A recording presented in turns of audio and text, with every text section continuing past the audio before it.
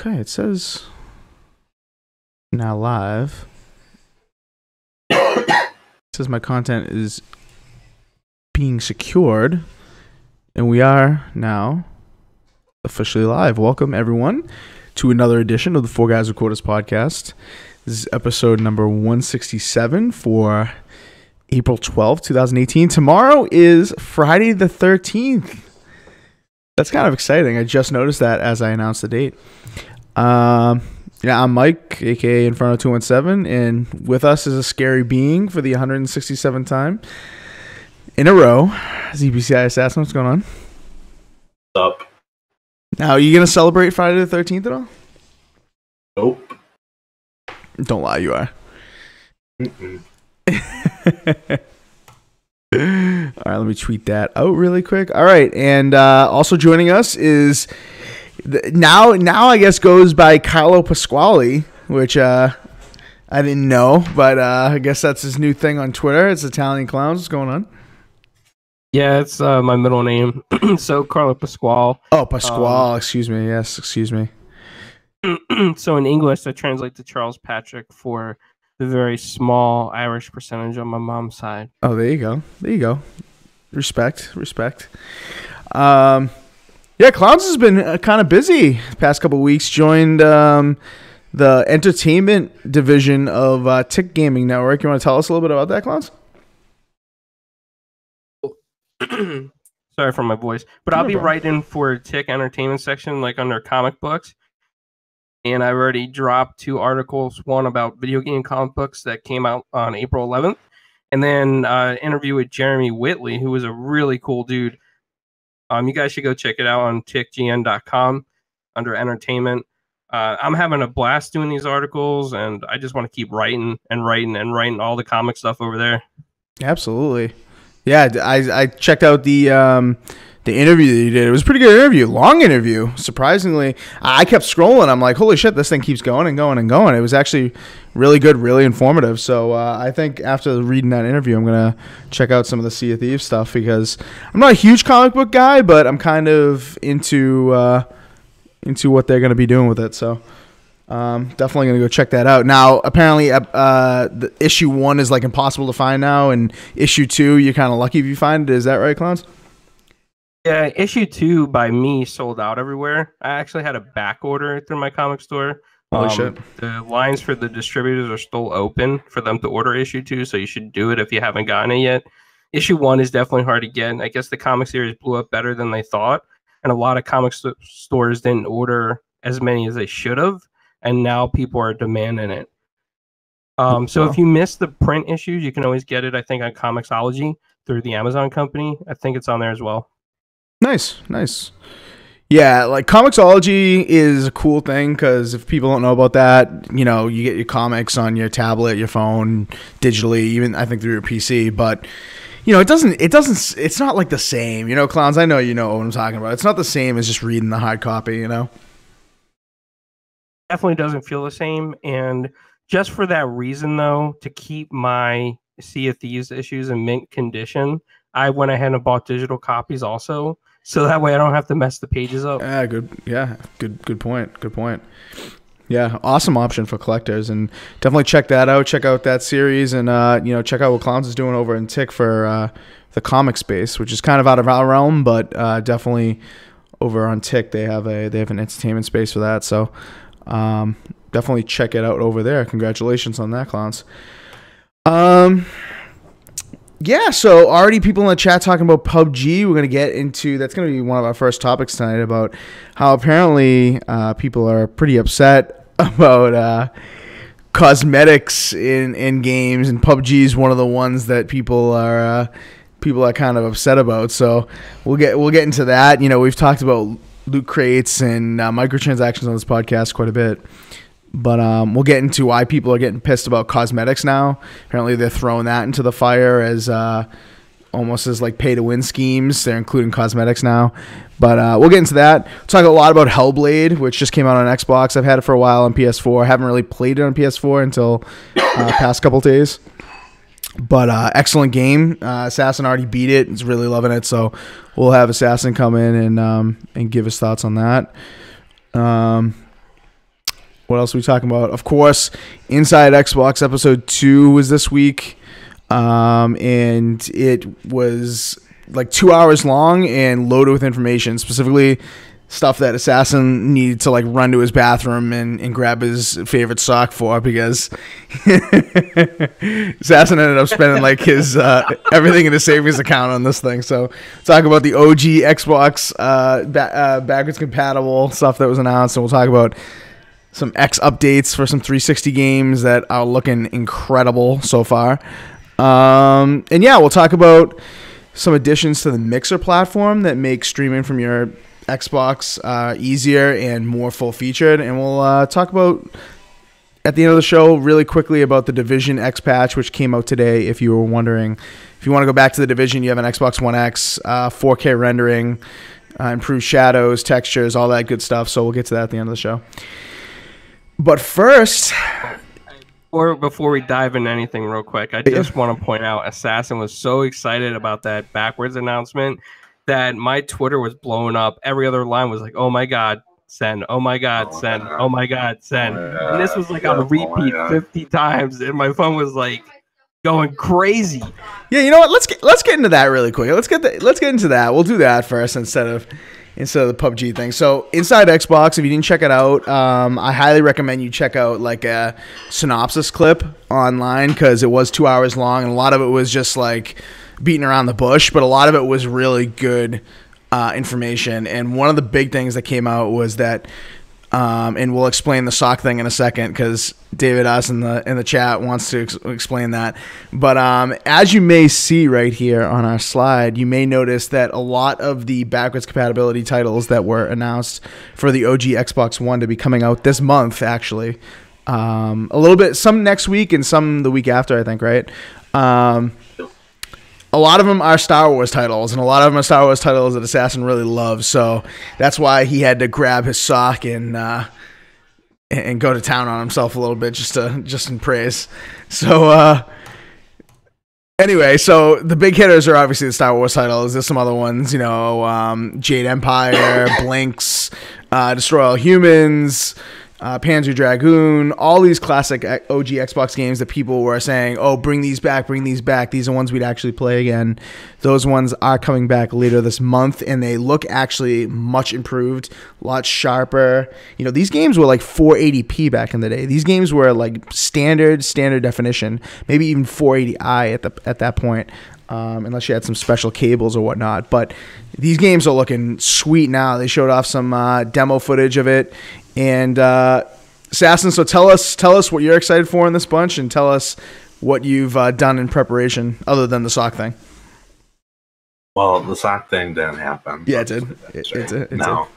But let's say I am, like, when the list came out, I guess like leaked or whatever. Yep. In the morning, and I thought it was so disappointing. I'm like, this is going to be terrible. I don't want to see this. And I come back, and someone tweeted out, it's like, this is not the full list. So I started getting my, not tinfoil hat, what a thinking cap on. Yep. And I'm like, what can they possibly bring? I'm like, I would love the Star Wars Battlefront games, but I have a feeling since those games, like the newer versions just came out, they're not going to do that. That's just going to, whatever. And then all these titles came out, and Star Wars Battlefront 2, 1, oh my god, I forget the others. Jedi Starfighter, Jedi Knight, Jedi Academy, and all these other ones. And I got so excited because Star Wars Battlefront 1 and 2 are like my top 2 games of all time. Yeah. And to this day. So obviously after I saw this, you guys heard, I'm like, oh my god, to these guys on Twitter, and I was so happy. I ended up buying them all except one. It cost me $60. So $60 for how many games in total, though? I bought 5. Okay, but some of them are, and we get in comments in the chat, David says how Battlefront 1 and 2 work if the servers have been down and multiplayer doesn't work. But those are fun sometimes in single player, against bots and stuff. Oh, yeah, those games weren't, like, made for multiplayer. Like they had multiplayer aspects, but out of like the millions of hours I put into the game, probably like 16th of those hours were in multiplayer. Really? Okay. All right. But also like, out of those 5 games, a few of those are, single player mainly experiences. So I think the Star Wars news, I mean, let me bring up the full list here. But the Star Wars games like Jedi Knight, Jedi Academy, single player. Knights of the Old Republic, single player. Jedi Starfighter. I don't think I've ever played Jedi Starfighter. It's fun. It's on PS4 now, so Oh, okay. one of those old ones. And Republic Commando, single player. Great game. Great. It actually has multiplayer. Oh, really? Okay. Yes. I don't think I've played the multiplayer, but I've never played it. I don't think the servers are even up. yeah, see, that's the thing. And David, I should make a point. When I first heard about the Battlefront stuff, me personally, I was a multiplayer gamer on those things. Like, I had those on PS2 and played multiplayer extensively on those. And I, see your point there. But at the same time, I mean, those games do have, single player type aspects that are good. And most of the Star Wars games that were announced as backwards compatible are single player games. So, people are looking for single player content. Granted, people are looking for new single player content. This is going to be fresh for a lot of people. And I think, I don't know if you saw, Assassin, like the comparisons of the OG Xbox versions of like Battlefront and stuff. I guess you could say I was blown away. Like I was just literally like half hour ago. I just watched the video back just to see again because I was excited. Yep. And I mean, it looks 50 times better. Yeah, it's quite an improvement, and it's it may not be like the Red Dead Redemption improvement from like 720p to 4K like we are going to talk about in a minute, but it's an improvement. It's a lot sharper. Obviously it shows its age a little bit in terms of graphics, like textures and stuff, but I mean, it is brought up to resolutions that are, very acceptable in today's day and age. And those games, you don't stop playing like Super Mario Brothers 1 because it's old as shit. You know what I mean? These games are old, but they're still very good. So, I used to play like a lot of the PC versions, and it seems to be closer to like at least looking like that. I haven't been back to the PC in a long time on those games, but it was hard to go back to the PS2 because it looked awful. Right. Compared to the PC. Right. Yeah, that's a good point because it's like. Back in the day, it was obvious that consoles weren't close to PC, right? Like, people weren't even trying to make that comparison. Obviously, that's where PC Master Race got its kind of, like, origination. That's, like, where people gamed if you wanted the best quality. And consoles were, for casual players. But now, everyone's, like, comparing Xbox One X and PS4 Pro to, like, PC rigs and what you have to spend on a PC to get similar graphics and all that kind of stuff. But now, like, for people that remember these games on console, you're going to get closer to that, like, PC Elite experience that that existed, but you may not have been able to achieve, and now you're able to get those. And so you really will be playing the games like was intended, essentially, from the dev for, the higher end of how they should be played. So... And I'm assuming when Battlefront 2 launches in 2 weeks, the DLC should be available for purchase. So if you don't have, if you haven't played it on the Xbox, there's something kind of to look forward to. Mm-hmm. Willing to spend the $5. Mm-hmm, mm-hmm. Yeah, definitely. It kind of sucks that these games aren't like... I don't know. Like, you can't, like, pre-order these games digitally, I don't think. And like, are any of these games going to be available digitally? I think probably all of them. I mean, I thought there's a bunch of copies like on Amazon. They're just so expensive. Right. I got lucky. If you go to GameStop, you can get a few of these very cheap. They haven't raised the price, so you can get like Battlefront 1 for $5. I think it was Republic Commando for like 8. Star Wars Battlefront 2 is still 20, which is quite excessive. Right. For an old game, and then I think the Jedi Knight one, whatever, is 15. Right. Right. And then you go on Amazon, they're close to 60. Some even a few hundred. This is like Clowns' favorite topic about the backwards compatibility thing. Like, as soon as this news drops, you can count on Clowns in the DMs like 15 minutes later being like, oh, price is already gouged at like this place, that place, this place. Like, yeah. You know, it's sad because Blinks looks like a great game. I want to try it out, and people on Amazon, and my dog's angry right now, so I'll just explain it in a second. All right, the dog is going absolutely ape shit in the background. Really quick before Clowns gets that point in, David S wants to know how many of them are going to Xbox Games Pass next month, and I don't think any of them are they? I mean, we don't know what games are coming next month to Game Pass. There's a chance that some of them might. What OG Xbox are in Game Pass right now? Are there ones? I know there's one in EA Access. Yep. I think there's 1 or 2 in Game Pass. Let me see. Let me just take a quick peek. Yeah, I don't know if there are any in Games Pass. I'm checking it out right now. Let me see. Featured, blah, blah, blah. Show all games. Okay. Sort by. Oh no, I don't want to sort by anything. Yeah, but while I take a quick look at that, I don't really know if there are any on Games Pass. I don't think any. I mean, I wouldn't expect all these games in Games Pass. That'd be ridiculous. They do want to sell some copies, but probably the least popular ones will be in Game Pass. Yeah, I mean, even if we got like one really, really good one, like if we got Jade Empire or Panzer Dragoon or something like that in Games Pass, I would be pretty happy. Oh yeah, look at that. Ninja Gaiden Black is in Games Pass, and that's Xbox OG.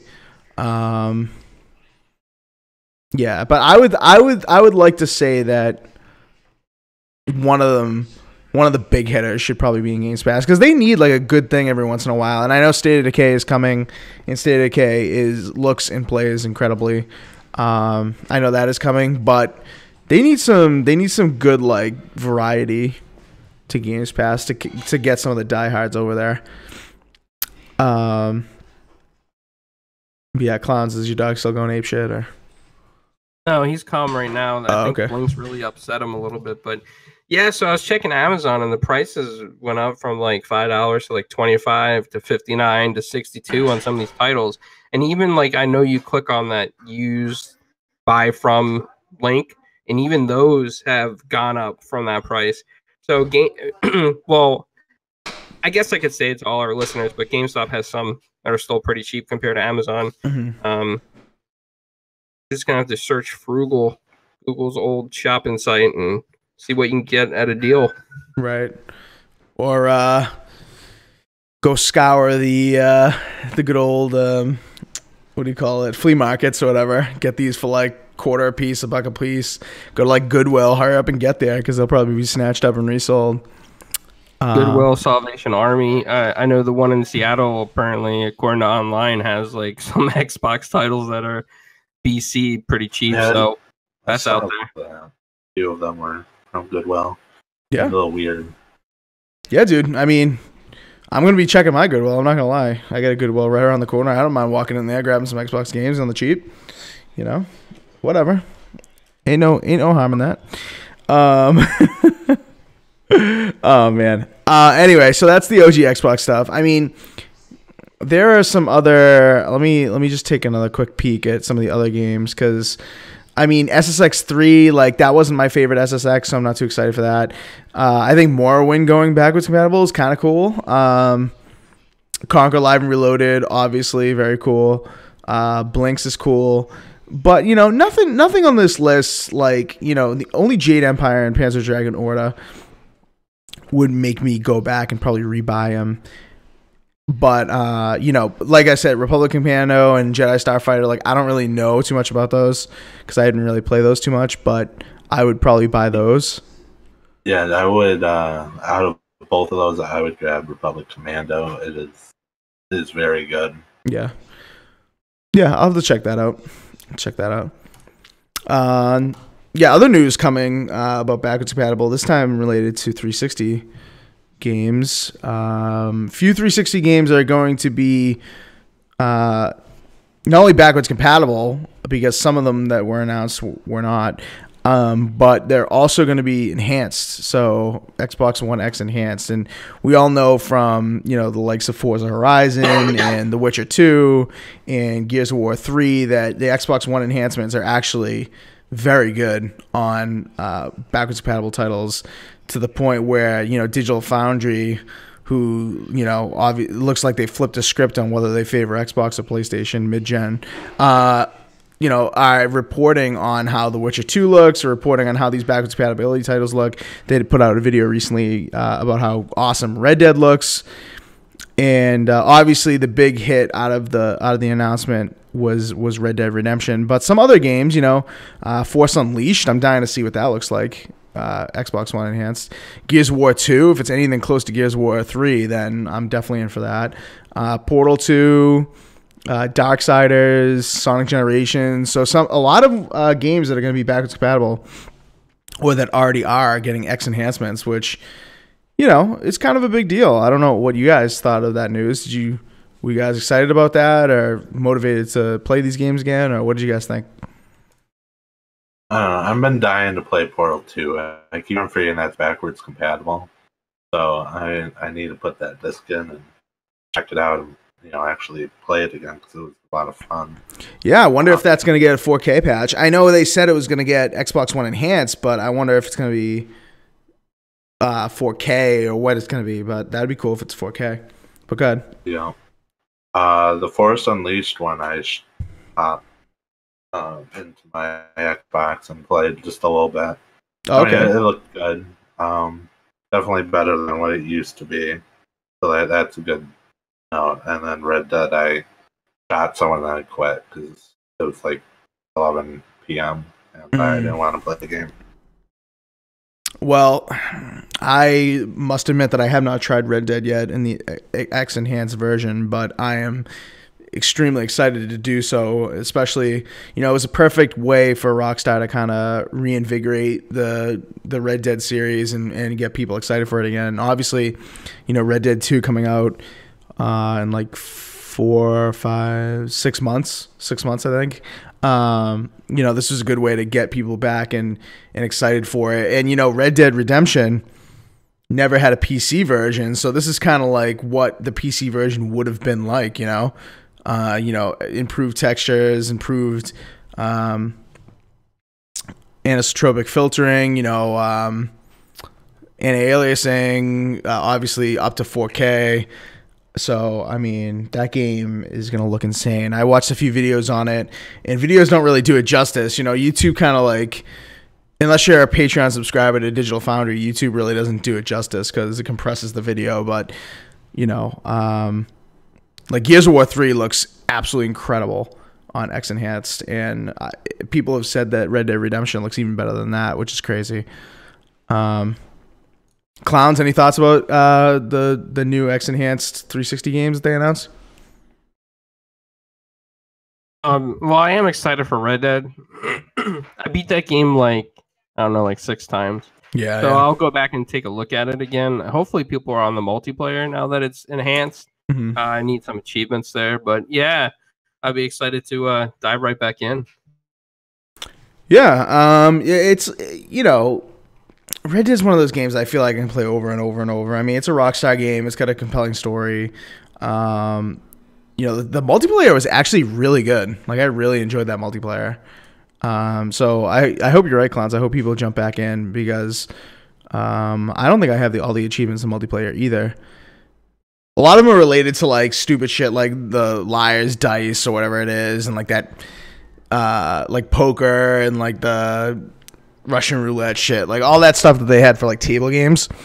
But there were some achievements about like taking down forts and stuff like that in co-op that I don't think I have. So all right, well that's pretty much it. Let me see if I can go back to the the list and see if I missed anything for those games. Yeah, Darkseid, as I said, Gears of War 2, Portal 2, Red Dead Redemption, Force Unleashed 1, which is interesting. And Sonic Generations, which was a game that was not backwards compatible, and now it's coming backwards compatible, and it is Xbox One X enhanced, so that's kind of cool. I'll have to check that out. I think I've heard of people say Sonic Generations is one of the better Sonic games since, the Dreamcast, so I haven't played it, but I've heard that, so I'll have to give that a try. I wonder how much that is on the open market. Anyway, anything else from inside Xbox that you guys thought was kind of like noteworthy? After the Star Wars Battlefront stuff news, I kind of just turned it off. I was like, oh my god, like buying. Yeah. Yeah, I don't know. They talked about FanFest a bit, which has changed quite a bit, and I could talk for hours about that, so I'm not going to really get into that. But the Xbox One or the Xbox FanFest at E3 has changed a little bit. The way you sign up, the way you get invited, the way that you can add, a +1 if you want. And how you get into the press event. A lot of stuff has changed there. They announced all that stuff. Other than that, I don't think it was too crazy. I mean, they had some gameplay of like PUBG with what's his name there, Deadmau5, whatever. That was kind of cool. That Deadmau5 helmet at PAX was pretty sick.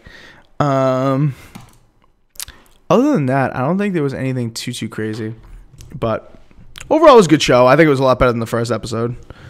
But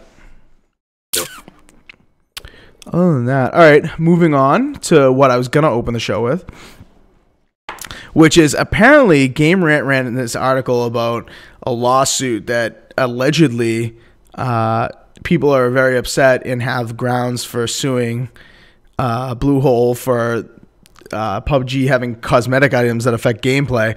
And, Bluehole's actually admitted that, like, ghillie suits and stuff like that, and, items that you can purchase do actually make you more camouflaged, which is obviously the point of some of these.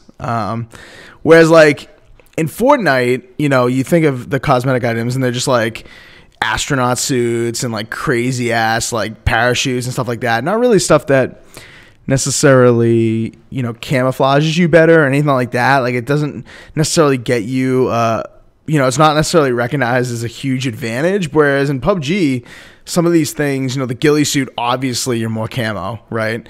Or some darker clothing, if you equip, all dark blue clothing, or if you, obviously most of, a lot of times you'll start off, you'll be like naked, or you'll be in a very basic outfit when you start off, and then you have to, pick up items and loot them. But there are ways that, there have been microtransactions in that game that, have allowed people to have cosmetic items that may affect whether or not they're seen easily and stuff like that. So people are complaining, and now, we thought cosmetic items were kind of off limits for these kinds of lawsuits and for, corporate, not corporate, but what's the word I'm looking for? Basically, like, bitching amongst the masses. Like, everyone was bitching about, the Battlefront 2 microtransactions or whatever. Nope. About pay to win, and people were like, oh, if it was just cosmetic items, no big deal. Oh, cosmetic items are totally okay.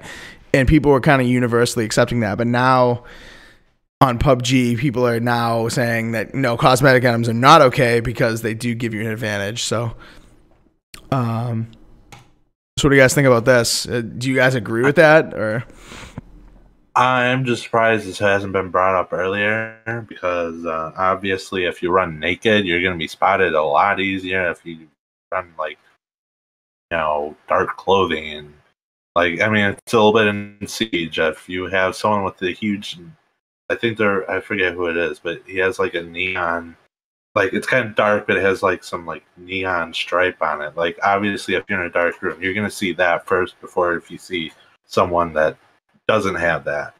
So I mean, I feel like people should have just realized this. I don't know.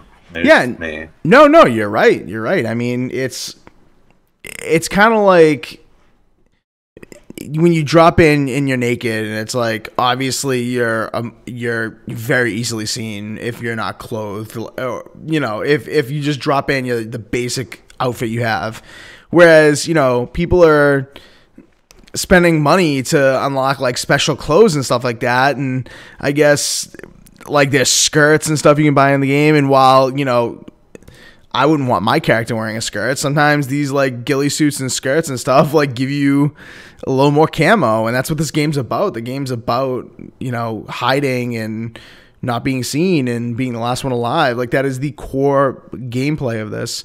Whereas in Battlefront 2, like with microtransactions with cosmetic items, like if that were what the microtransactions were all about at the beginning, like that's not really the core gameplay. Obviously in multiplayer you don't want to be seen, but the core gameplay of Battlefront 2 was not like hiding and like not being seen and just surviving the longest. Like there was an objective. Whereas in PUBG, like the objective is literally hiding and living the longest. So I see why it's kind of a big deal in this, but I'm with you, Assassin. Like this has been a big deal since the game has existed and since microtransactions were a thing in the game. So I don't understand why all of a sudden people are bitching, but well, then now I think they put out Bluehole put out that you're gonna see like different like color clothing or something, so everyone like matches. But now you're gonna spend like there's gonna be that one rare piece of clothing on PC that you spend hundreds of dollars on, and other people are gonna see it like green. Like Call of Duty does this a little bit. It's gonna be like green or something. Like you just spent $100 on a decent pair of clothing, but no one's gonna see the correct color. Right, only you're gonna see it. Yeah, what the hell's the point of that? Yeah. It's so stupid. And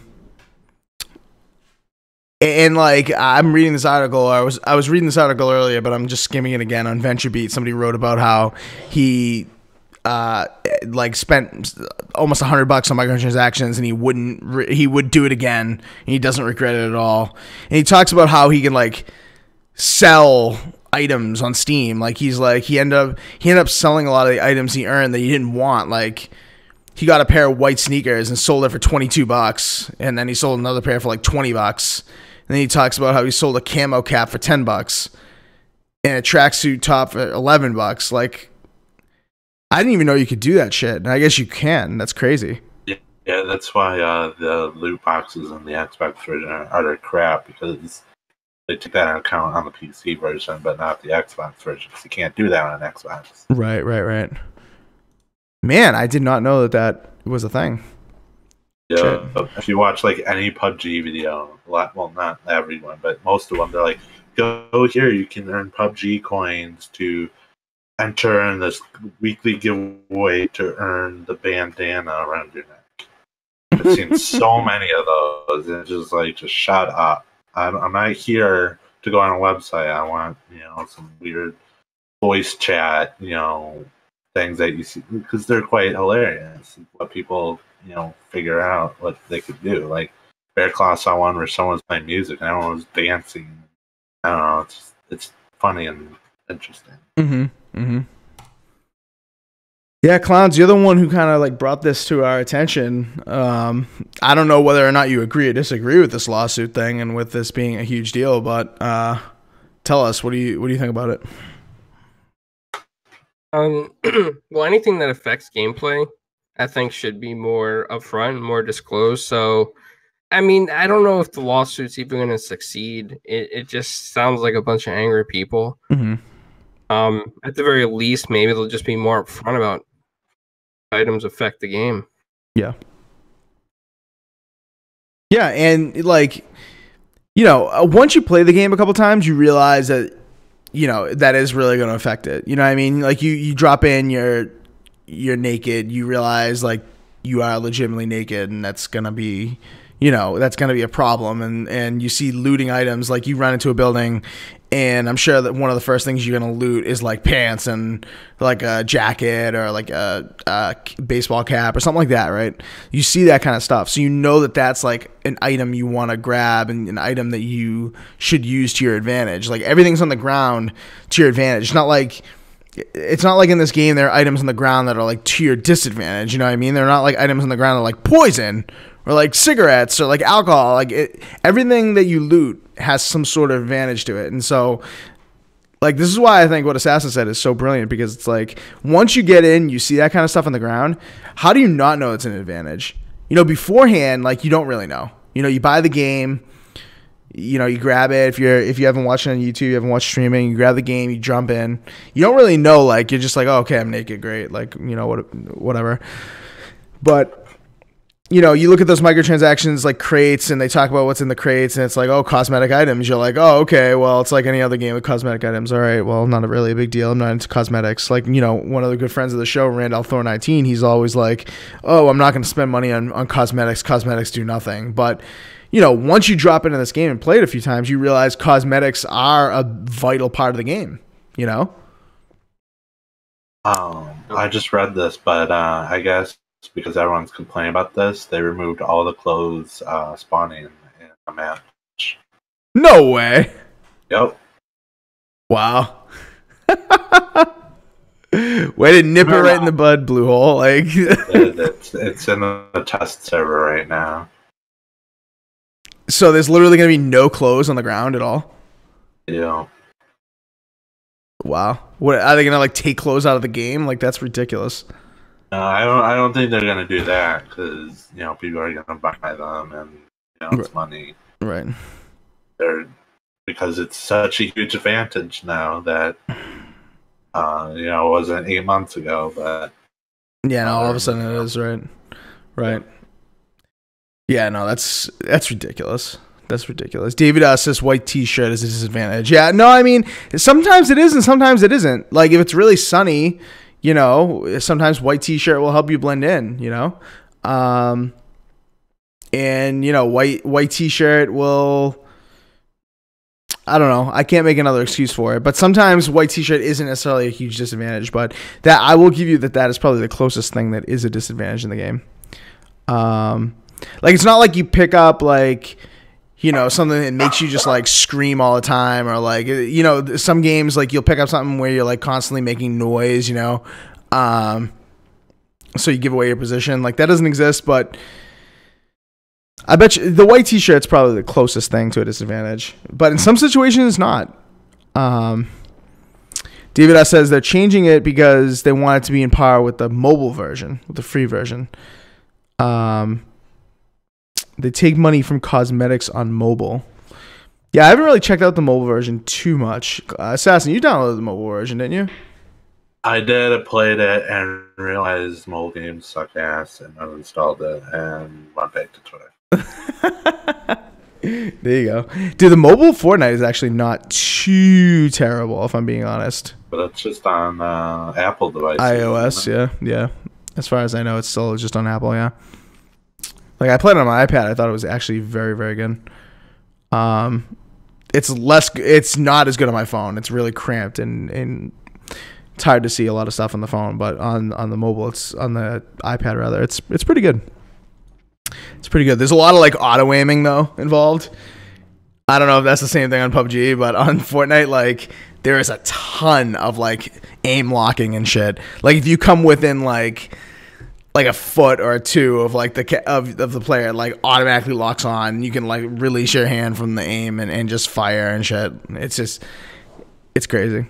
And to fire, like you just press down on the screen. So, a lot of like automatic weapons you overfire, so you lose ammo a lot quicker and stuff like that because you can't really control your firing as well as with the trigger, you know. But anyway, yeah, so that's the cosmetics issue now, I guess. We thought we were free and clear of cosmetics being an issue, but I guess it is a big issue still.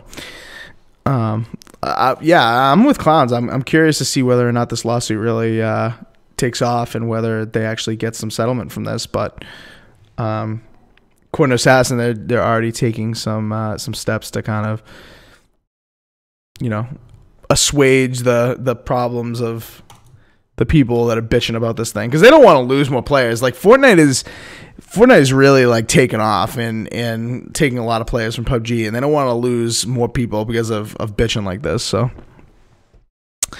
So that's that. That's the PUBG thing. All right. Next, we'll talk about. I think this is Assassin's, like, even though the Battlefront stuff in the Star Wars backwards compatibility on OG Xbox was a huge deal. I think this is Assassin's biggest news topic of the week, and that's the release of Hellblade.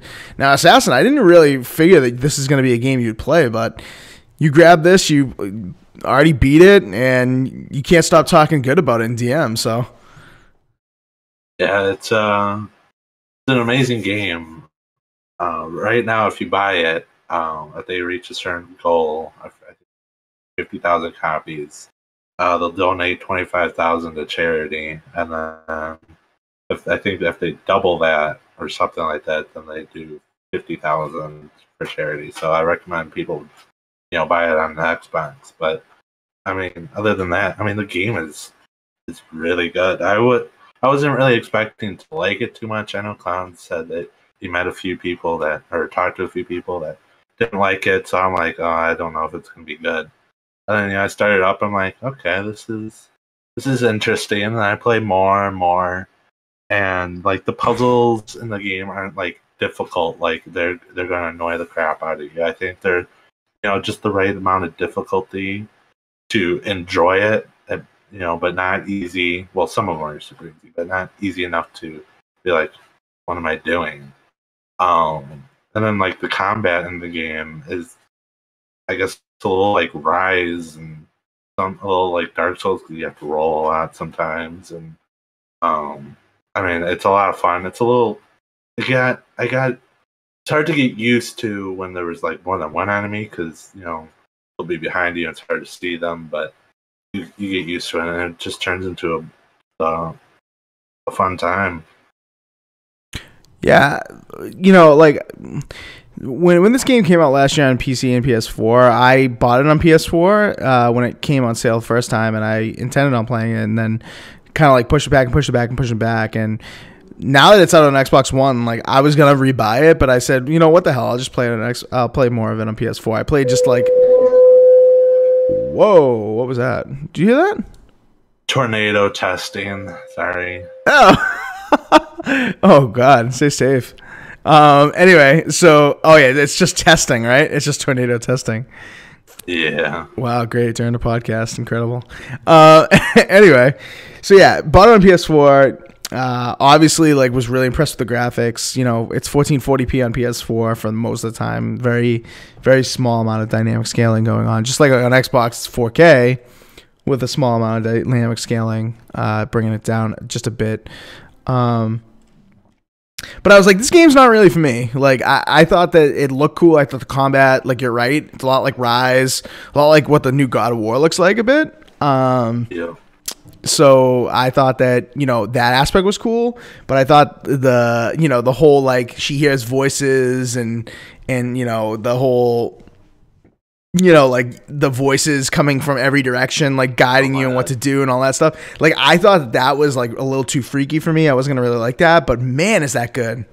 Man, does that really work.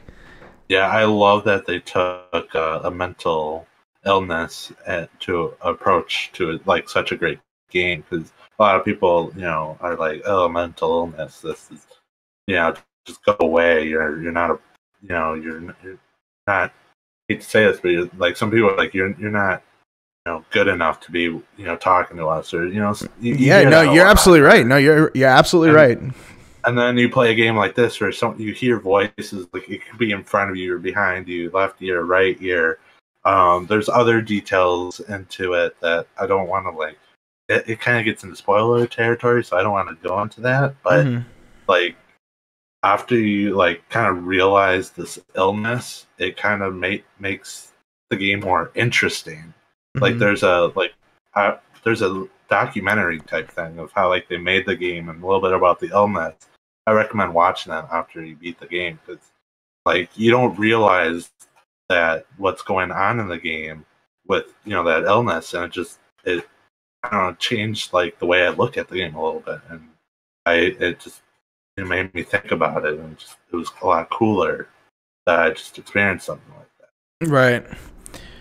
Right, and a lot of people said that when this game was kind of like up for Game Awards last year. During the Game Awards, I think it won a couple of awards for the audio styling and all that, which it totally deserves, by the way, because it's an audio masterpiece. And I would argue the audio is even better than the visuals, even though the visuals are very, very good. I think the audio is like nothing I've ever heard in a video game. But I think a lot of people kind of argued that it got attention because of the mental illness aspect. Like, you're right. A lot of people downplay mental illness, and especially in video games, like a lot of people will downplay that. But a lot of people recently, like, it's kind of gotten trendy to like pay attention to that kind of thing recently, I feel. So I think a lot of people were like, oh, this game really doesn't deserve all the praise it's getting. Like, it's a cool game, but they're just giving it praise because of the mental illness aspect. But I think you're absolutely right. I think the fact that it does have a mental illness aspect actually adds to like the experience of it. Makes it like the whole game. Like, just listening to like the documentary, the whole game's based around it. Like, it's not just this thing that they they had this game and then they added it. It was like they had this idea of bringing this illness and then create a game around it. Mm-hmm. Yeah, good point. No, I thought that was cool. Yeah, no, that's an awesome point, and it's true. Like, the whole point of this was the mental illness. It wasn't like they created this whole like atmosphere. They created Senua. They created all that. All the gods and everything. They didn't just like come up with that and then add like, okay, well, this would be a cool way to experience the game that'll make us different. It was right at the front of the focus, and I think that makes it really like something that everyone should like try to experience, because there's no other game that's really like it. So if just for that, I think you should check it out. Especially, it's only $27. For right now. Not anymore. It's 30. Oh, really? It was for pre-order. You get 10% off. No, I think it is. Hold on, let me go. Are you 100% on that? First week. I know it was at least for pre-order because I bought it for 27, but it's normally 30. All right, well, I take a look on that. Let me just fact check that real quick. Clown, you got anything to say about Hellblade? I know you tried just a little bit of it, so you don't really. To be honest with you, I haven't really played it. Yeah. I just haven't had time. Yeah. But I take Assassin's word for it because I know he's pretty picky, and if he likes something, it's probably got to be really good. And if you like achievements, I mean, you can always get the full 1,000 in one playthrough. Yeah, so that's our resident, mainstay guest of the program. That is the achievement master, if you will, Randall Thor 19, good friend of the show. He even says, like, if you bought this on PS4, you might as well just rebuy it, because this on PS4 plus this again on Xbox is really like a full 60 anyway, which is worth that, by the way. In my opinion, from what I've played. And so, it's worth it just to grab the achievements again, because the achievements are, fairly straightforward, nothing like too grindy. So, I mean, a lot of people are looking for games to boost their achievements. Like, that's a huge thing. And a lot of people play some really shitty games to do it. And this is a great game that you could play to do it. So you might as well get a good game to do it, By the way, it is still 10% off. It is $26.99, and that is until the 17th of April. So you have just a little under a week to get it 10% off. Then it's back up to 30. So, but even 30, this is a steal at 30. Come on. Yeah, I feel like they could have put it at like 40, and it would still sell. I don't think it can be considered $60 title, because it is. I mean, it's not that short. long. Yeah, it's short. Yeah. What did you say? Like 7 hours, 6 hours? 6, 7. But I mean, I was looking around because there's the last achievement I need is for like collectibles, which I think the collectibles are pretty good in the game. They when you look at them, they give you like, I don't know if it's actually like history, but like at least in the game, like they tell you some stories, and they're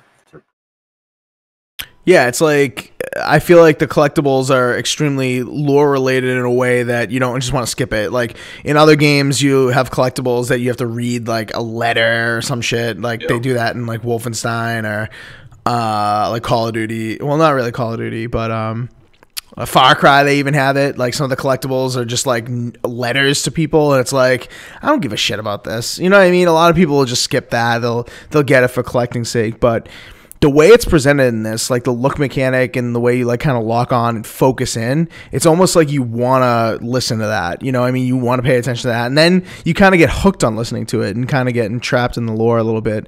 And the lore is like very related to what's going on in the game at that time. So it's not just like random bullshit like it happens in other games. It's like it's something that is related to the mission, if you will. It's not really mission based game, but the trajectory of the linear kind of game. It is linear, to a point. There are a few like offshoots. Like in the first section, you can go after like the fire guy, or you can go after the one. What's the other guy's name? I can't remember. I forget. It's been so long. But he does like illusions. Yeah. Like the map will like change if you go through certain sections of it and follow them around and stuff like that. So they're cool mechanics, really cool mechanics of the game. I would very highly recommend it. And what's cool about it is that now it's on Xbox. It's 4K if you want the visuals and enhanced textures and all that stuff, or you can go for the 60 FPS experience. But personally, I play this at 30. I have no problem playing at 30. I recommend actually putting it to 60. Because I changed it about halfway, and it was just so smooth. Really? All right. I just loved how smooth it was. I don't know. All right, I'll have to check it out. I haven't even turned it on, but like, I feel like if I'm playing a game and I'm enjoying it at 30, it's not, like action adventure. It's I mean, enriched visuals and stuff. Like the game looks great, incredible. But then you turn on the frame rate one. The game's, at least on the X, it still looked fantastic. So I'm like, do I want like a little bit better textures, or do I want like an extra 30 FPS and still have an amazing looking game? Right. Yeah, so either way is cool for sure. UK Dazarus in the chat says he loves collectibles, gives games more lifespan. Well, in this one, man, like usually that's true, but in this one, I feel like the collectibles are like kind of obvious for the most part. Like 80% of them, I'd say, that I've seen are pretty obvious, to the point where it's like it's kind of something you would do anyway. Like it's not like you have to really go out of your way to get them. But I mean, that is a good point, and it's true. Like in this game, if you miss some of the collectibles, you're gonna want to go back and go grab them. But which is true in any game, really. But this game, I feel like I would want to actually get them for getting them sake, not get them just to get the achievements and stuff, because they are actually really cool. All right, anything else on Hellblade? I think that's pretty much it. $27. Assassin already said about the charity thing, so make sure you grab it pretty soon, because they are donating to mental illness charities if you buy it on Xbox. I think we got like a couple weeks to do that. It's the first week. Oh, it's the first week. April 18th. April 18th. So that's technically, what is that? That's technically 2 weeks, isn't it? Because the game came out on Tuesday, right? April 18th. Like a week and a day. Okay. I believe. Yeah. All right. Yeah. So 17th is the Tuesday. So I don't know what the significance of April 18th is, but whatever. I think they just, wanted to celebrate their game coming out and be like, hey, it's on sale, and hey, we're giving money to charity. Yeah, Mental Health America is the charity, by the way. Which I hope it makes it, but they posted, because they have a graph out, they posted it earlier today, and like it was not even a fourth way to the first. I know. Milestone. That's so ridiculous. So disappointing. Like everyone's like, I want these mature single player games that PlayStation has, but then one that I consider if it came out at the same time as PS4 a Game of the Year contender, at least for me, and no one's supporting it. Like obviously, if they make another game, it's going to go PS4 exclusive for the first few months. Right. People are not supporting it. Right. Yeah, people bitch about why games like this don't come, same time simultaneous release. Well, here's your answer. Like, people are just not buying it as much as they should. I mean, this is a game, and I'll reiterate, this is a game that was at the Game Awards last year and won multiple awards. At least one. I thought maybe two for audio. This is a transcendent game for audio, and people are not adopting it nearly as quickly as I would have thought. And the whole chart thing was definitely and I don't know if you think otherwise, but I think it definitely was like not a stunt, but it's definitely like a thing that they expected to kind of do well on. They said they were going to do updates every day or something like that, and they expected the updates to. I bet you they expected the updates to eclipse at least the first mark by now. Or even just close. Like, yeah. Within a few thousand at least, but not like I forget how much it was, but it was sad. Yeah, it wasn't very good. Really sad. Yep, it was not very good. And I saw a comment on like Twitter, and someone's like, "Oh, Xbox." I think it was an Xbox thing. Or like, we don't buy these games to be like multiplayer. I'm like, oh, jeez, man. Like no one's happy. It's like you complain there's too many multiplayer games. You want single player games. You get single player games. Oh, there's just mini multiplayer now. It's not worth there to be just no multiplayer. Right. Psst, ridiculous. And by the way, for anyone who may be like, oh, why are they doing a U.S. Charity? I believe they did a U.K. charity when they did it for PlayStation. Yeah, they did one, and I think they passed it by a lot. Yeah, I'm sure they did. And this is why we can't have nice things on Xbox. Cannot have nice things. Apparently. Clowns' dogs, apparently. Daz is being like, is it time, Clowns? And Clowns is dealing with his dogs right now like crazy, apparently. So, anyway, I'm sure once those dogs calm down, Clowns will chime in. This is actually a good topic to talk about while Clowns' dogs are getting rowdy, because he hasn't really played Hellblade a lot, but I'm sure we'll revisit Hellblade in the future. I hope they make another one. Like, I haven't played the game all the way through, so I don't really know if, the ending kind of, like, closes it off, but I do hope that they make another one or, like, a spin-off or of something, because I think the game is actually very, very good. Even without the, like, mental awareness thing, I think even the combat and the puzzling and all that stuff, I think it's pretty good. But you definitely want to play it with headphones on. That is a closing remark on that. You definitely want to play with headphones on. You even say it like you started off like recommends headphones. Yeah. Absolutely. Okay, so that's Hellblade. A couple other topics for tonight. Really quick. The Division, I guess people forgot about this because I don't hear a lot of people talking about it on Twitter. I don't hear a lot of people talking about it on YouTube. I don't see a lot of streams of it. I don't hear a lot of, positivity around this, but maybe that's because the Division 2 has already been announced and people are kind of over the Division. I don't really know. But the Division got an update today, update 1.8.1 for the Xbox One X patch.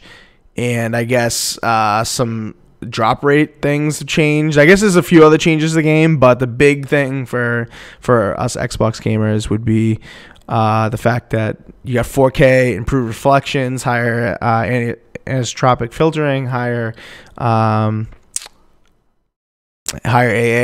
higher shadows detail, a lot of improvements visually. Now I don't know about the frame rate because I haven't tried it out, but Assassin tried it out for a little bit earlier today. Do you think it's a big improvement, or is it just kind of like a fresh coat of paint? I mean, the original Xbox One version I think looked pretty solid. I mean, it wasn't the best looking, and started it out, wasn't expecting much. And I mean, it looks good. I mean, there isn't really much to say other than I haven't played it much. I went back to Hellblade after I started it up, but I mean, it looked good. Hope to maybe play the game a little bit more with some people because it's not as fun without people. And right. Check out like the Dark Zone because I feel like where the game shines because it's a lot more clutter and fires and everything else compared to like the main world where there's Right. cars and snow. Right. Yeah, I feel like there's been a lot of revision to the Dark Zone to make it, just right. And I feel like a lot of people kind of have given up on the game to the point where I think a lot of people aren't willing to jump back in for some of the good updates that they've done. I mean, look at this thing. I mean, the slide that we have is barely half of the roadmap that they have for this game. I mean, they're looking to improve this game. They're looking to make it relevant again. I mean, Ubisoft is, that's what they've been doing. I mean, look at Rainbow Six. They've been improving that. Look what they're doing with Wildlands. They've got, I think, like 4 more updates with content for Wildlands planned. They're looking to make their games relevant for a long period of time, and why wouldn't they, right?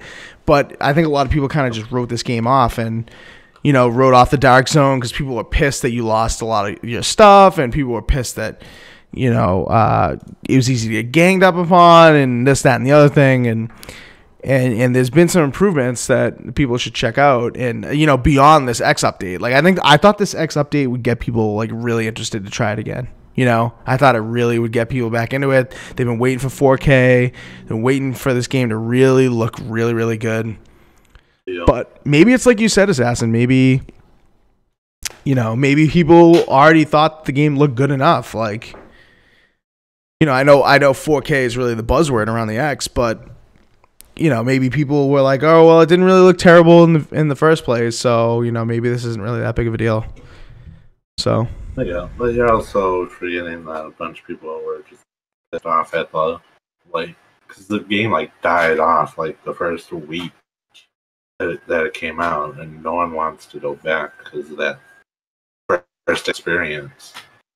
Right. Week experience. Right.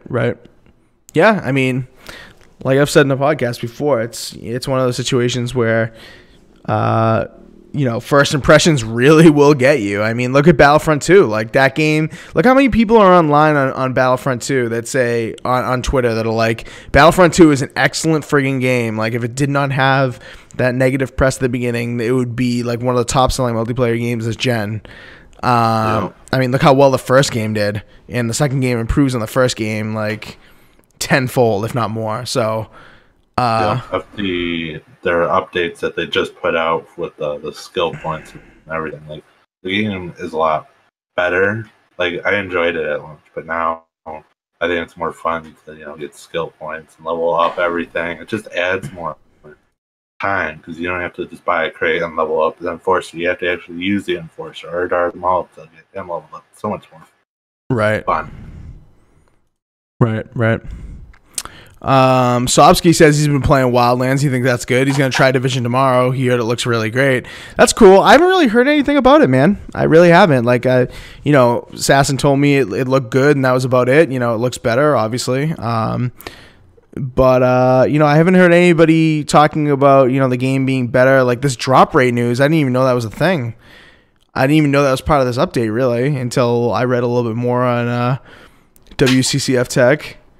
I read they had a nice little article about what the update was going to include, and PlayStation 4 Pro has had a Pro update for quite a long time. They had it at 1660p. The PlayStation 4 Pro has been for months, and apparently this update's got like a couple new legendary missions, some new global events, classified and Division Tech drop rates have been significantly modified. But everyone just talks about the X update in the visuals, and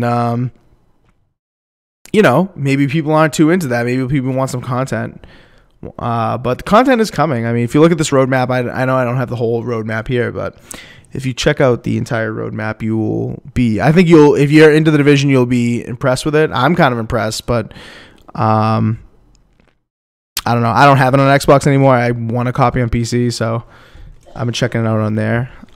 If there was like a 60 FPS option on Xbox, I would be like all over that, because I've played it on PC, and getting like 100 frames per second on my PC, it's just like, man, this is how Division should be played. But I will. I'm gonna get it out of the library, Assassin, so we can play it. Some Division on Xbox. Super Cooper says he's been playing the Division all day. Drop rate for exotics and Division tech is way better. But the visual update isn't that impressive because it already looked good. Yep. I mean that's what Assassin's been saying, man. And I think that's why people aren't talking about it, because people are more impressed with stuff like Red Dead. You know what I mean? People are like, oh wow, Red Dead, look at the improvement on that. Like that really stole the thunder this week. I mean, that had the biggest improvement, I think, over Division. It, like 720p to 4K and all this other stuff. Yeah.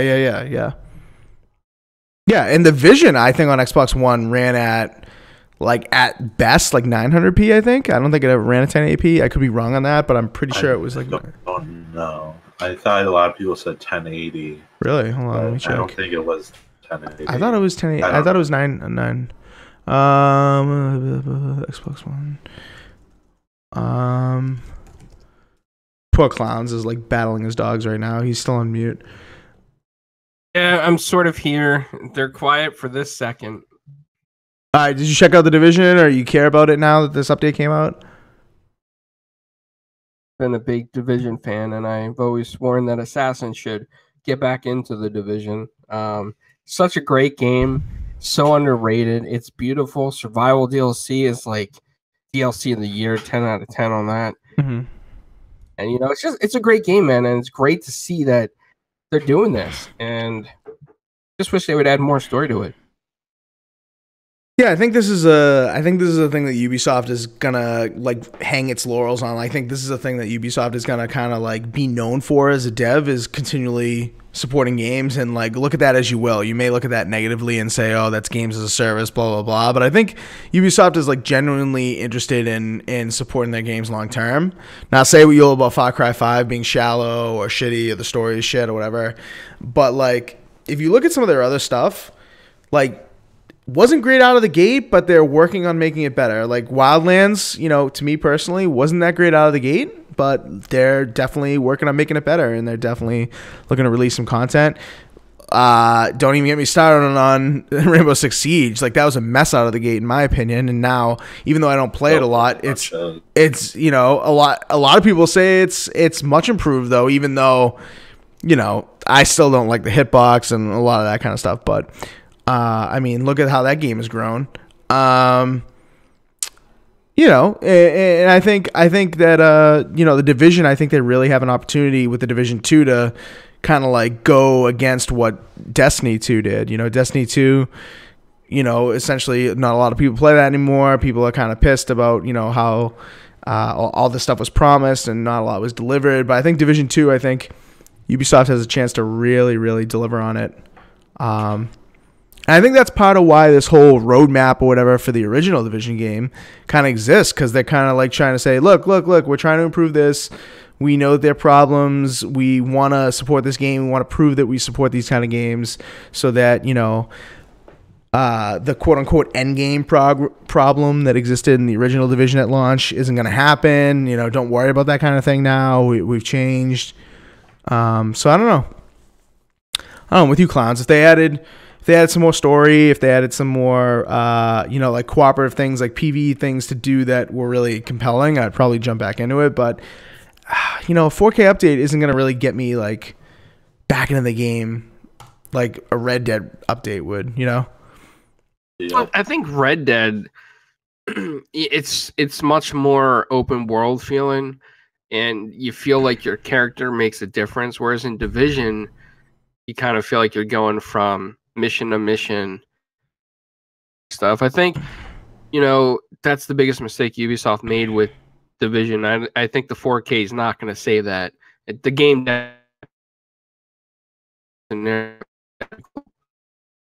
Oh. Yeah, still there? Yep. What the heck? Happened. I kept hearing Clowns talk, but the stream kind of crashed. It's back though. So go ahead, Clowns. What were you saying? Sorry. No, it's just basically saying that I think with Red Dead, it's such an open world game, and you really feel like your character, John Marston, makes a difference in the world. Whereas in Division, you're going from mission to mission, and it's just like, do this, do that, kill this guy, kill that guy. If they would have like made it more open, and if they would have made it had more content, that would have definitely set it apart, and the 4K would have healed that game tremendously. But the lack of content, 4K can't fix that. Yeah. Yep. I'm coming from with it. I know like you are and other people are. I love the game, but I definitely see all the cons on the game. I love the mechanics of the game. I thought the mechanics were so cool. I thought playing with you guys was cool. It's just like, first impressions really can kill you on stuff, especially content, First impressions can really bug you. And I would like to try to get back into it because I think it is like better for me than Destiny, I enjoy the gameplay better than Destiny, but even though I know Destiny is, the shooting is excellent in Destiny, I'm not gonna knock it, but I just like the feel of this game more. I like the setting, I like the feel of it. So Division 2 I'm looking to get at launch and probably get right into. Sobsky says he doesn't see why they're supporting it so much, even though the new one has already been announced. And you know what? Part of me agrees with you, but at the other point, like I kind of said already, I think that they're trying to prove that they're not the old Ubisoft. They're trying to prove that that they do have some sort of pipeline that they're gonna keep going. Like this pipeline that they're kind of introducing in Division 1, they're kind of trying to say, okay, well, this is how we're gonna support Division. Like this is how we're gonna support the series as a whole. When you get Division 2, this is kind of how we're gonna support it. So think of what we're doing now and translate that into the next game. And I think that they're just trying to set an example. But who knows? I'll have to check it out, see what I think. But all in all, I haven't heard a lot of people talking about it, and maybe that's just because it really is just a new coat of paint. All right, last but not least, we're going to talk a little bit about this news that dropped from Mixer.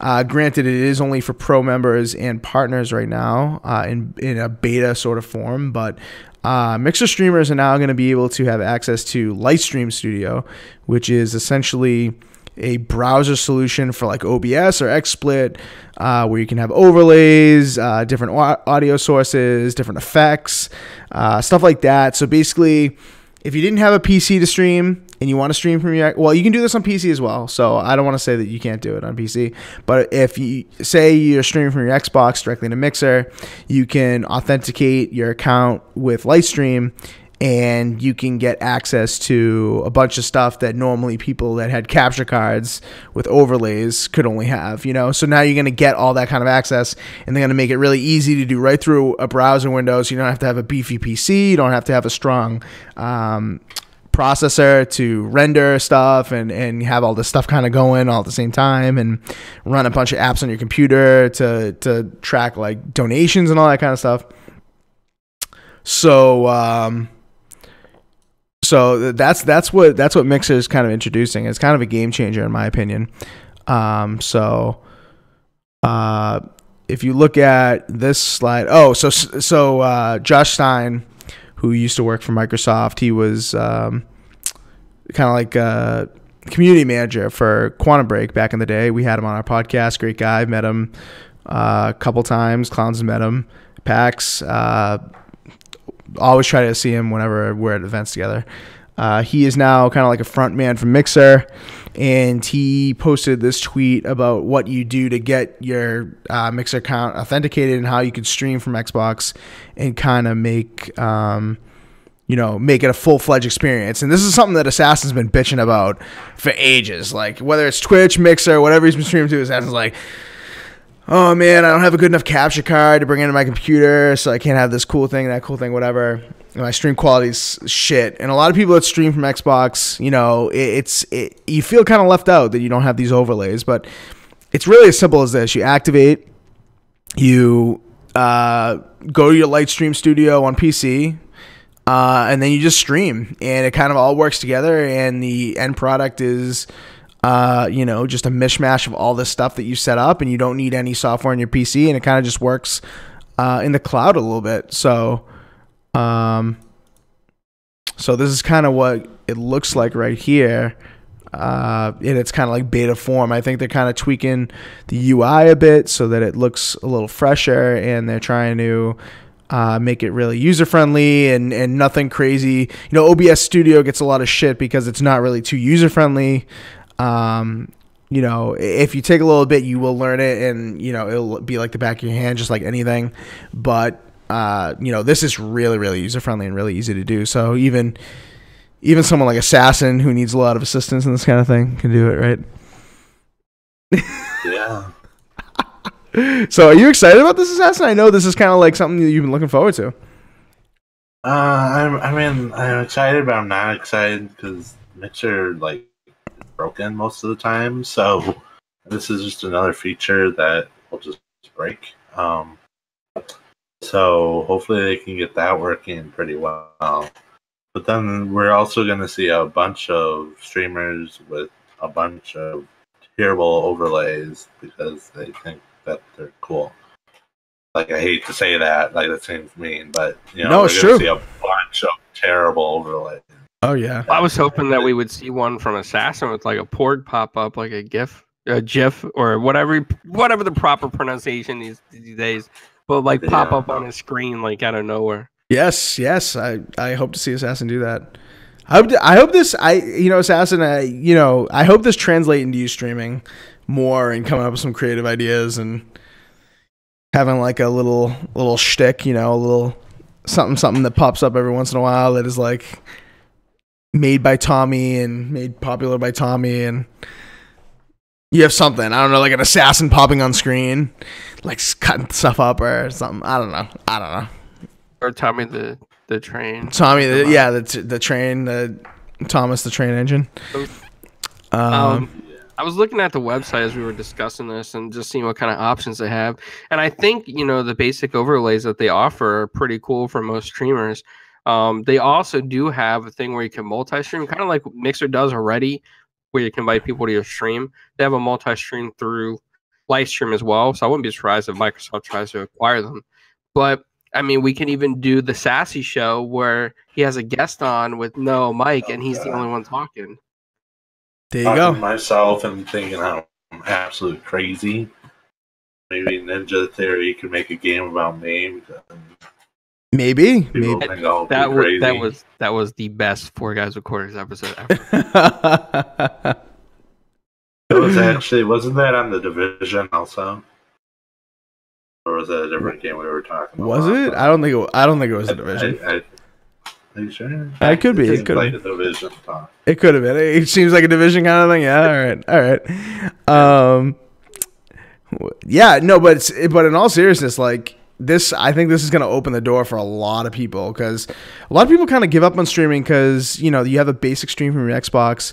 It's not really like you have to be a really, really compelling personality to to stream with just a very basic setup and get away with it. Like people are looking for professionalism in their streams nowadays, and unless you're like very, very compelling, you really can't get away with just streaming from your Xbox and being really successful. And a lot of people want to take the next level, but don't have the money, don't have the resources, don't have the access to, like high bit rates, for instance. You know what I mean? Like as you add more of these elements, you have to increase your bit rate. And you have to have a higher upload speed. And now it looks like all this stuff is going to kind of be taken care of in the cloud, so you're not going to really need that, So it really simplifies all of that, all those aspects. Not only like, how to place the overlays and how to incorporate them into your stream, but also, like technical aspects like what kind of upload speed you need, or whether or not my stream is dropping or I'm getting jitter and all this kind of stuff. Like it takes the very basic streaming from Xbox, adds some cloud elements, and just puts it all together in a way that I think is going to make a lot of streamers become more popular, as they should be. A lot of streamers don't make it far because they don't have the access to this kind of stuff or the knowledge, but it's going to really help. It's going to help. Daz says he's very unprofessional. Well, I mean, some people want to be, I mean, like if some people can get, Daz, you're a very compelling personality, and if you want to be unprofessional, like that could be your shtick, and you can get away with that, and so that could make you successful. But some people are like, oh man, I really just need a nice overlay to get me to the next step, to get me to over the hump and really get noticed and stuff like that, and that's what Mixer's kind of has the capability to do,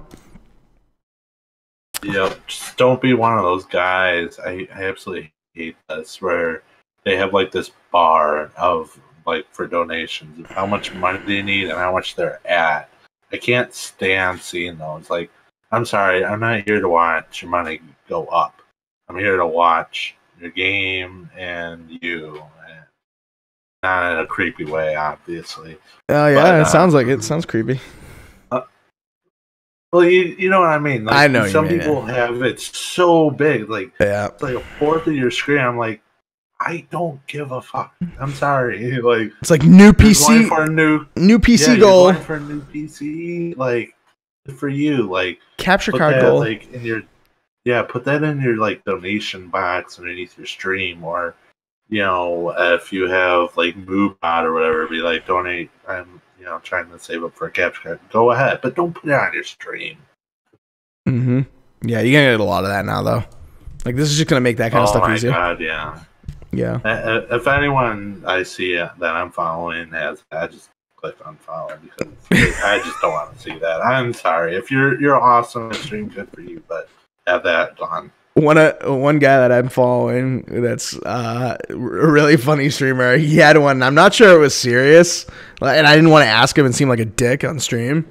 I was gonna DM him, but I forgot. He had one up there that was like getting kicked out of my house goal, and it was like $2,000, and then he had like this. He had the donation bar, and it was like, okay, are you really getting kicked out of your house? Or you just like making fun of all these, $2,000. Yeah, right. It's $2,000. All he needs is $2,000. And now, like, can you imagine? Like, that's his rent.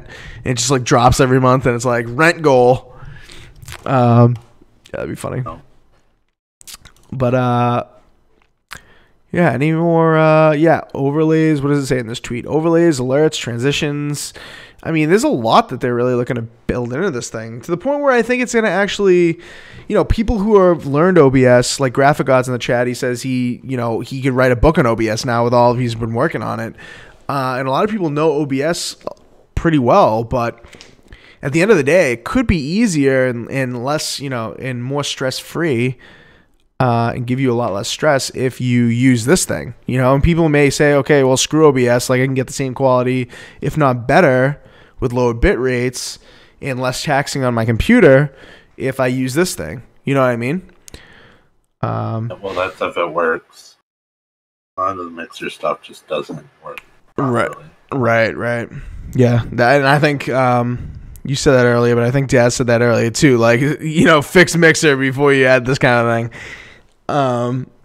Which, yeah, the I mean, app on the Xbox is an absolute mess. You watch co-stream, like half the audio doesn't work or half the videos don't work. Yeah, or the audio is not in sync with the video, or the audio is on one person but the video won't show for them, but you'll see the audio or video for someone else. Yep. What am I watching, man? Yep. So maybe they should do that before introducing this thing. But I mean, this is like, I'm just looking at like this layout here that we have on the stream right now. I mean, this is a really cool, and this isn't live or anything. This is just a screenshot that they had in their press release. But this is like a really cool interface. Just really simplify it, and really takes all the guesswork out of it. And I am really, I gotta say, I'm really impressed with it, and I'm really thinking this is a huge advantage that they have over Twitch. Like, people say, okay, why switch from Twitch? Twitch is the biggest, the best, the market leader. And, Mixer, formerly Beam, when it dropped in the scene, people were like, this is got to be a bigger play, right? Microsoft can't be trying to buy into the stream game. Like, what are they doing with this? But they've added a few things that are just such good features. And this, I think, is like the killer feature. I think, like, if you're having an argument with your buddy and you're saying, oh, why would I switch to Mixer? Like Mixer's trash compared to Twitch, right? This is one of those points where it's like, okay, this is what they have that Twitch doesn't, and then you're like, okay, well, you got me. You know what I mean? Oh, I wonder what Twitch will do to respond to this, because I mean, when Mixer came out and all this, easy partnership started coming out, they had affiliates come out, and you can't stream on Mixer or YouTube because that's in the contract or whatever. So I wonder what they'll do with this overlay then. Right. Let's see how they respond to this. They have to come up with something, but I think the whole reason Mixer can do this is because they have the chokehold on that like faster than light technology, you know, the fact that you can interact like so quickly, the low delay and all that kind of stuff. I think that technology is somehow like mixed into this being a possibility. So I don't know if Twitch can actually match it really, but you know, they're gonna have to come up with something. Isn't YouTube doing something with that? I know it was very experimental. I watched the stream. We were talking about it, and he turned it on for what was those games. Your brother likes to play them. I forget. Jackbox, yeah. Yeah, he had to turn on for that, and it seemed to work. Yeah, YouTube has like a very experimental low latency constant bitrate mode that I've enabled on the podcast a couple times, and I mean, in my experience, it's kind of unstable, so I turned it off. But yeah, I mean, I think Google has kind of like the ability to figure it out in a way that it's not like infringing on whatever Mixer has patent wise or whatever. You know, I think YouTube is kind of figuring it out as well. But I think if any of them are kind of behind the eight ball, it's gonna be Twitch, because you know, Twitch has Amazon. Yeah, Amazon has cloud services and whatnot, but Amazon doesn't have anything even remotely close to this kind of technology, or they haven't demonstrated it at least. If they have it, then they just haven't demonstrated it. So, whereas Google, like, you know, this is kind of like in Google's wheelhouse. Like, Google has cloud services that are instant, that are, you know, they have YouTube, and they're building it into stuff like YouTube TV and, you know, so I think they'll be next, and I think Twitch is going to probably be last to kind of like secure that kind of faster than light streaming protocol. But that's going to be a mess. We already have when like League of Legends has a huge tournament and there's like millions of people watching or whatever. Or Twitch is a mess. Yeah. Yep. So they got to figure that kind of stuff out first, but this is a really cool option, and it's gonna really help a lot of people. I know a lot of people that stream to Mixer, and Daz says he moved to Twitch because Mixer crashes and he just starts talking to himself. But I know a lot of people who do stream from their Xbox to Mixer successfully somehow, and they just need something like this to take it to the next level. So I'm kind of glad that this is a thing. Other than that, real quick, Assassin, some Minecraft news, right? Minecraft on Switch is going to get Xbox Live achievements for some reason. That's kind of weird. Thoughts on that, Assassin? Really quick? I think that's pretty cool. I mean, I don't know. Like, just Nintendo doesn't have achievements just to have a game with Xbox achievements. I think that's pretty cool. Even if it was like the other way around, if it's PlayStation achievements. Either way, I think that's pretty cool. Yeah, but it's like you're gonna have to play with your phone next to you with the Xbox app, because there's no way like Xbox achievements gonna pop on the Minecraft version on Switch. Like, that'd be ridiculous. Oh, I mean, they could. I mean, it's their game. I mean, if Nintendo allows it, they could probably have, you know, like an achievement like part of the start screen, and then have like probably Nintendo will be very picky on how they do it, but like maybe a different like notification, or like I think on PC it's just like, or even like Steam, it just pops up like a little thing on like the screen. Like they could do just something very small like that, be like, hey, you got this. Yeah, hey, you got this. Check out your Xbox app to learn more, or something like that. Like, you know, directing you away from the fact that you're playing on Switch. Yeah, I could see it. If Nintendo would allow it. I mean, I think Nintendo needs to allow it essentially, because I think, you know, Microsoft essentially has them by the balls because Minecraft is so popular. But I don't know. I don't know if Microsoft like is a company that would actually do such a thing. You know, like would actually make them do that. I don't know, but they could if they wanted to, I think. Yeah, but I don't think they would make them do anything. I mean, Nintendo was very nice enough to let crossplay. Yeah, it's true. Like some platforms. Yeah.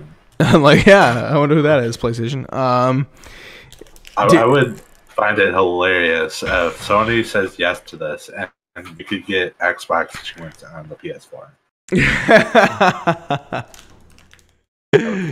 That would be great. That would be great. Yeah, anyway, other than that, I think we are done. I'm sure when God of War comes out, we'll talk about that, which won't even be by next week. It's the day after next week's show. So, but I'm sure we'll incorporate God of War in some way into next week's show when more reviews come out. Early reviews are looking really good, so I'm getting really hyped for that game. Sassy, you gonna pick that up? I would love to.